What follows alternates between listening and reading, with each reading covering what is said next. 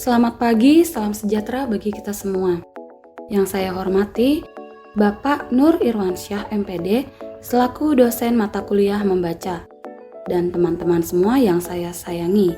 Saya Yohana Sinetri dengan NPM 202121-57903 akan memaparkan mengenai metode DRA.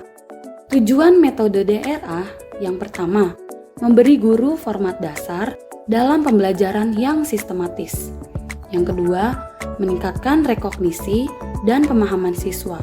Yang ketiga, memandu siswa melaksanakan baca pilih. Yang keempat, meningkatkan kemampuan siswa dalam membaca teks.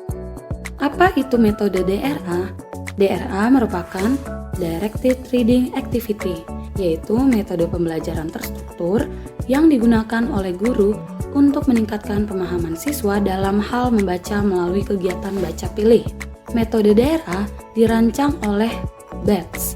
Langkah-langkahnya mengikuti petunjuk mempersiapkan siswa sebelum membaca dalam hati, dan melanjutkan kegiatan membaca dengan pengecekan pemahaman dan keterampilan memahami pelajaran. Tahapan metode DRA.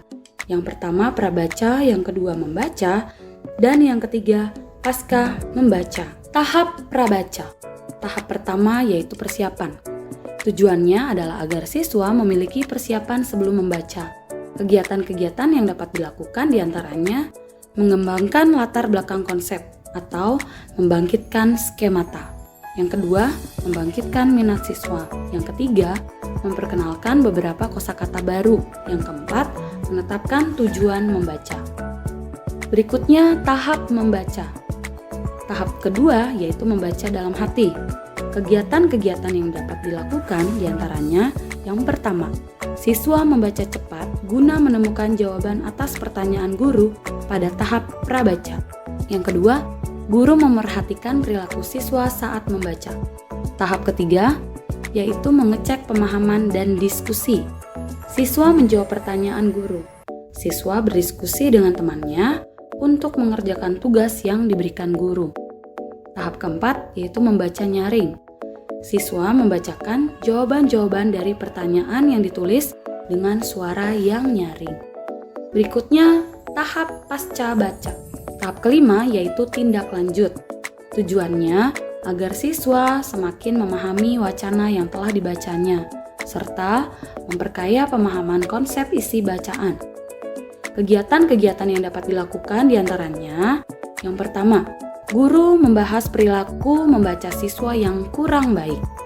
Yang kedua, guru memberi tugas kepada siswa untuk menulis cerita dengan bahasa sendiri, membaca ekstensif dari berbagai buku di perpustakaan dengan tema yang sama, dan membuat ilustrasi isi cerita. Berikutnya saya akan berikan contoh tahap prabaca, membaca, dan pasca baca.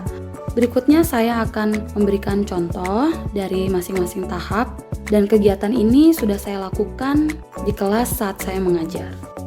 Saya meminta siswa untuk membaca cerita pendek yang ada di buku Menjadi Indonesia atau buku paket mereka yang berjudul Papazi.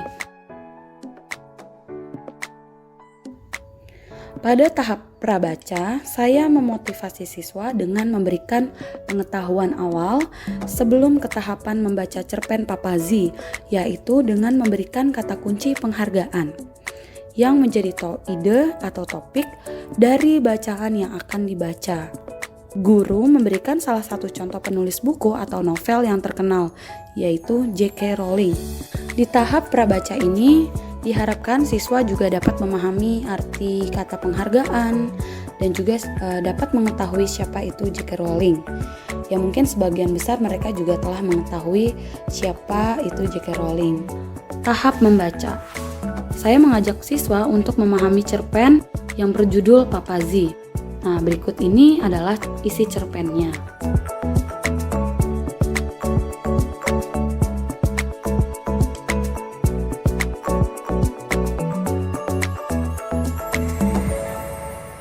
Setelah selesai kegiatan membaca, saya juga bertanya kepada siswa di kelas untuk menanyakan unsur-unsur cerita pendek mengenai watak para tokoh, latar tempat, latar waktu, dan juga pesan moral dari cerita tersebut.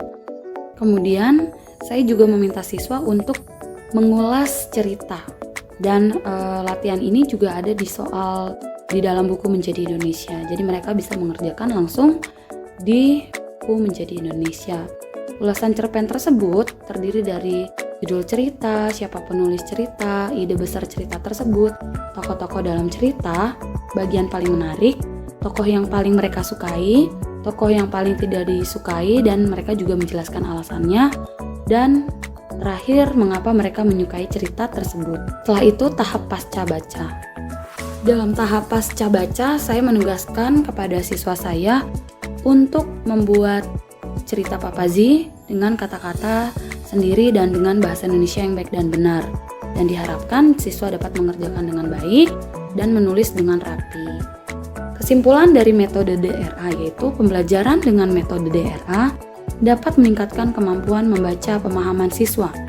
Dengan diterapkannya strategi DRA atau Directed Reading Activity, siswa menjadi lebih aktif dan antusias dalam mengikuti pembelajaran.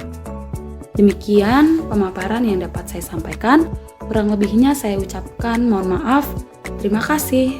Salam sejahtera bagi kita semua.